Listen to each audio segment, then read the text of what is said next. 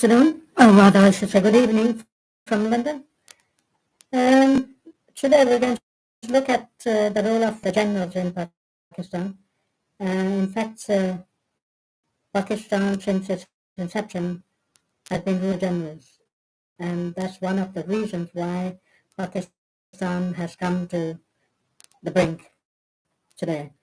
Uh, Fortunately or unfortunately, country can only progress if there is either a paternal dictatorship or there is a real democracy. In Pakistan, there's none of those two things that happened. Uh, the generals at the moment uh, are working behind the scene because Pakistan is bankrupt, essentially. So there is no chance of the so-called coups, which we have had a number of times. However, they are still very reluctant to let go of the economic perks they enjoy. For example, they have their own bank, the Askari Bank, they have their own businesses and their farms as well. And a few years ago, there were revolts of the peasants against the generals, but unfortunately it was crushed. So my own assessment is today is a good chance for the Pakistanis to get rid of those generals, the so-called Mamluks, because they have not been able to protect the Pakistani state, especially its extended borders. But in fact, they were instrumental in destruction of Pakistan, i.e. The East, which is now Bangladesh. Uh, it was under General Yahya Khan who made him a general as anybody's guess. But today, the Pakistani state is at a point where they can undo 70 odd years of the rule by the Mamluks or the generals by appointing a new chief of army staff in a way that that army chief of army staff is subordinate to parliament, the prime minister, through the minister of defense.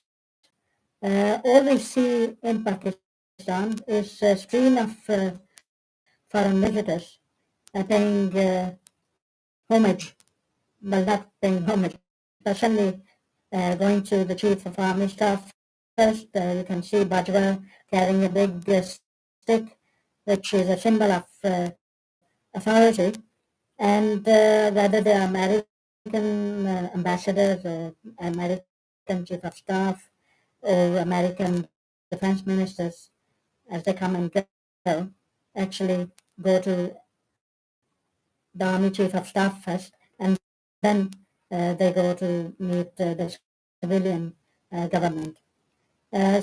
So it is a good chance for the people in power at the moment, the government, and the opposition, i.e. the PTI, to get together, sit together to get rid of this menace of the coup d'etat and the unelected generals. Those generals, by the way, are always hiding behind the so-called army, our army, their army, Pakistani army, and all that. It's all an excuse. Before and sometimes they'll play the Kashmir game, and that's the Kashmir. They've not been able to do nothing about Kashmir, and that's the job of the Kashmiri people to free themselves from both Pakistan and India and become a neutral, independent state. And that will put paid to lives of the generals that they are the defenders of Pakistan. In fact, they're not defenders of Pakistan. It's a good chance for the Sharif brothers to agree to some kind of agreement with the opposition to appoint a chief of army staff who is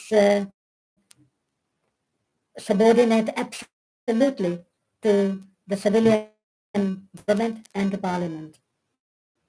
I think that's is very important. So let's see what they do.